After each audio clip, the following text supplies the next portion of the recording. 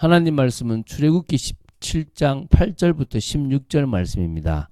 10절부터 12절 말씀을 합독하고 출애굽기 17장 8절부터 16절 말씀을 보도록 하겠습니다. 자, 그러면 10절부터 12절 말씀을 합독하도록 하겠습니다. 여호수아가 모세의 말대로 행하여 아말렉과 싸우고 모세와 아론과 훌은 산 꼭대기에 올라가서 모세가 손을 들면 이스라엘이 이기고 손을 내리면 아말렉이 이기더니 모세의 팔이 피곤함에 그들이 돌을 가져다가 모세의 아래에 놓아 그가 그 위에 앉게 하고 아론과 훌이 한 사람은 이쪽에서 한 사람은 저쪽에서 모세의 손을 붙들어 올렸더니 그 손이 해가 지도록 내려오지 아니한지라. 아멘. 자, 우리가 광야길을 가는 중에 참 많은 일들이 생길 수가 있겠죠. 당연히 대적이 오게 돼 있습니다. 그 대적이 하나님 보실 때는 아주 이렇게 뭐냐면 정말 예의도 없고 또 어떤 의미에서는 불쌍히 여기지도 못하는 또 같은 민족 중에 있는 그러니까 어떻게 보면 위로 올라가 보면은 이 야곱과 이 에서 이 사이에 이 같은 그건데요. 그런데도 지금 어떻게 합니까? 이렇게 오히려 피곤하여 지쳐 있는 그런 그 동족 그러니까 같은 이 피를 나눈 어떤 그런 민족들을 보호해주지 않고 치러왔기 때문에 이 아말렉을 향하여 하나님께서 크게 저주하시는데요. 어쨌든 오늘 이걸 보면서 광야길을 가는 중에는 정말 우리가 예상하지 못한 많은 일들이 일어날 수 있다는 것입니다. 또 그리고 그 과정 속에서 하나님은 당신의 능력을 보이시고 당신이 하고자 하시는 일을 한다는 것입니다. 우리를 철저히 보호한다, 우리를 철저히 지킨다 이런 개념이 아니라 당신의 뜻을 이루는 게 우리를 지키는 거면 지키는 거고 당신의 뜻을 이루는 것이 우리가 순교하는 거면 순교하는 겁니다. 물론 여기서는 하나님께서 지키신 건데요. 한번 보면서 보겠습니다. 자, 오늘 본문은요. 이스라엘 최초의 전투에 대한 그런 내용으로 보시면 됩니다. 르비딤이라는 곳에 있었던 이스라엘을 향하여 쳐들어온 아말렉을 하나님의 능력으로 물리친 그런 내용입니다. 그래서 이 전쟁에서 모세는 칼을 들고 전장으로 나가지 않았습니다. 그런 오히려 뒤로 물러나서 그 전장이 보이는 높은 산 꼭대기로 올라가서 하나님을 향하여 기도했습니다. 손을 들고. 그리고 모세는 이 전쟁의 승리가 이스라엘 백성들의 전쟁 수행 능력이나 그 수의 많고 적음에 달려있는 것이 아니고 오직 하나님께 속한 것이라는 사실을 알고 있었다는 것입니다. 그러므로 아말렉과의 전쟁의 승리는 곧 모세의 기도의 승리라고 보시면 됩니다. 그래서 광야길을 가는 중에 의식주의에 부족한 문제들이 있었습니다. 이제 외부적인 문제도 지금 있습니다. 나중에 내부적인 문제까지 있습니다. 다양하게 많은 일들이 일어납니다. 그래서 이 외부적인 문제를 또 어떻게 이기는 것이 되는지 우리가 또 보면서 인도받아야 될 줄로 믿습니다. 자, 그러면은 말씀 보겠습니다. 8절부터 13절까지를 먼저 보도록 하겠습니다. 르비딤에서 이제 물 문제가 해결되어졌습니다. 그리고 이제 아말렉이 이스라엘 백성이 있는 진을 향해서 이렇게 들어왔습니다. 한마디로 이스라엘 백성들을 공격하려고 했던 것입니다. 신명기에 모세 설교를 보면 어찌 보면은 이렇게 나중에 나오지만요. 그냥 혹시라도 자기들의 땅을 빼앗을까 싶어서 이게 뭡니까? 아예 그냥 몰아내 버리려고 했던 모습들이 나오거든요. 오히려 같은 피를 나눈 그런 형제의 나라이기 때문에 저를 도와줄 생각을 하고 안전하게 자기들의 길을 갈 수 있도록 도와줘야 되는데 그러지 못한 부분들이 있거든요. 그것에 대해서 한번 좀 이야기를 조금 좀 이따 나눠보도록 하겠습니다. 자, 어쨌든 아말렉 족속은 에서의 손자인 아말렉의 후예들입니다. 에서는 아내 아다로부터 엘리바스를 낳았고 엘리바스는 아내 딥나로부터 아말렉을 낳았다라고 창세기 36장에 나옵니다. 당시 아말렉 족속은 에돔 사람들로부터 갈라져 나온 시나이 반도에서 유목을 하며 유랑 생활을 하고 있었고요. 또 그리고 더 나가서 이제 이 아라비아까지 이렇게 왔던 걸로 이게 그렇게 보고 있습니다.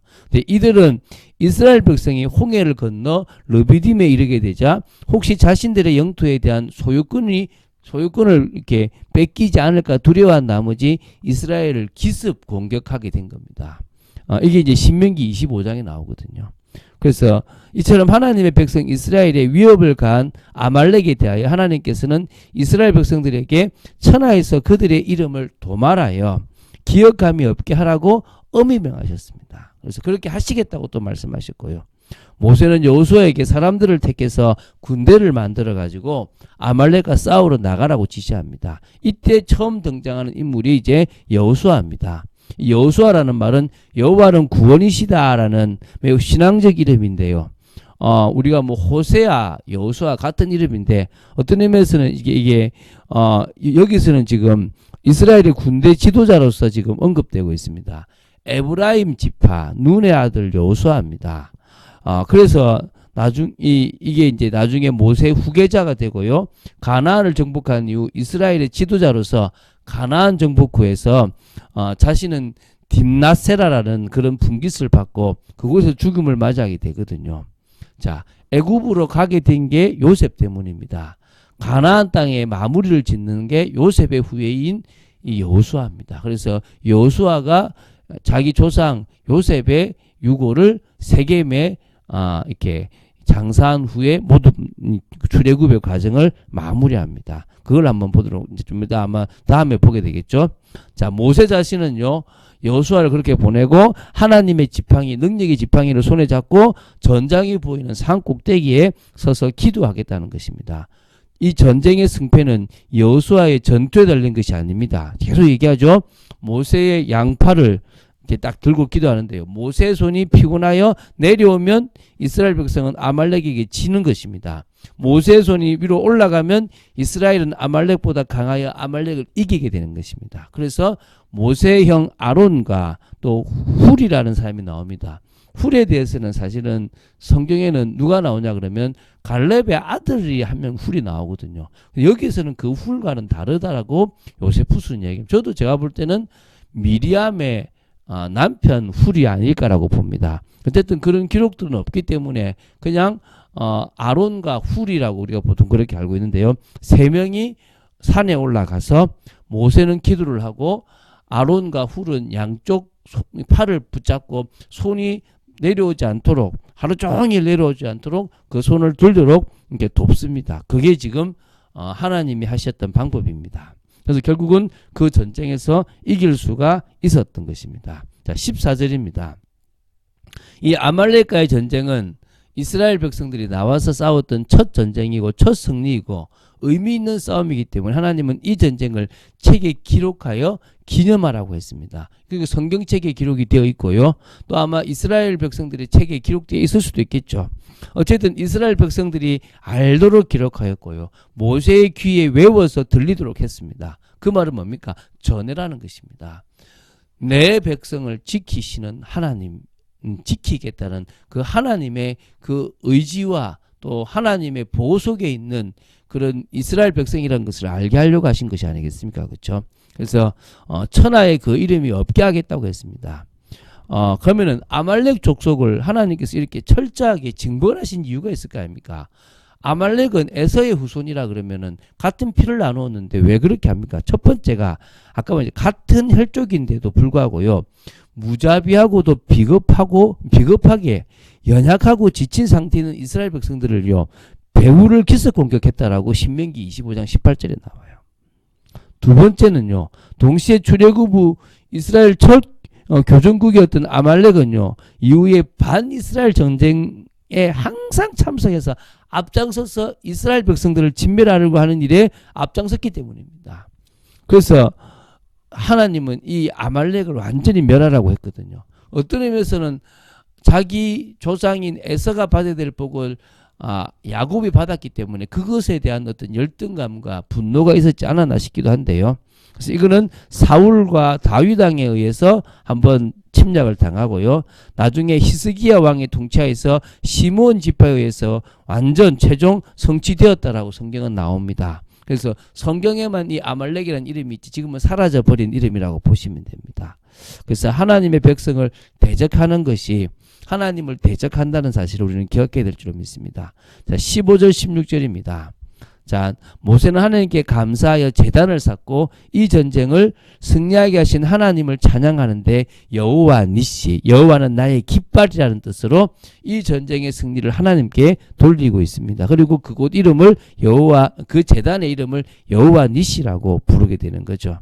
어찌 보면요, 우리 창세기 33장 20절에 그 야곱이 세겜과의 싸움을 이기고 엘렐로헤 이스라엘이라고 그 단을 불렀던 것처럼 그런 식의 이름을 불렀다라고 보시면 됩니다. 여호와 하나님은 아말렉과의 싸움에서는 대대로 싸워주시겠다는 그 맹세 의미뿐만 아니라 아말렉과 같은 대적이 나타나도 하나님은 싸워주시겠다는 것입니다. 우리는 주님의 인도를 따라서 주님이 원하시는 삶을 살아가는 것입니다.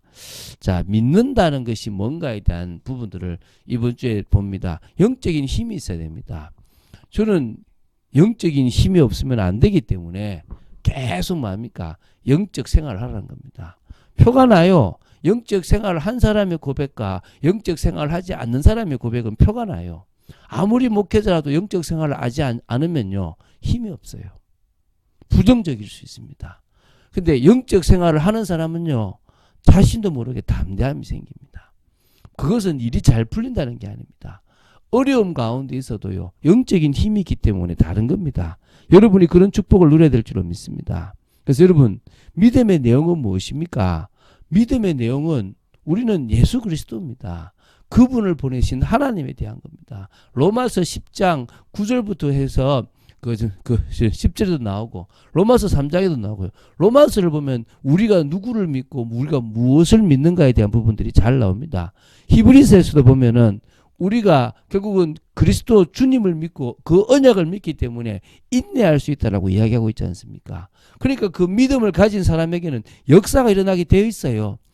그 믿음을 가진 사람은요, 다른 인생을 살아가게 되어 있다는 것을 기억하면 됩니다.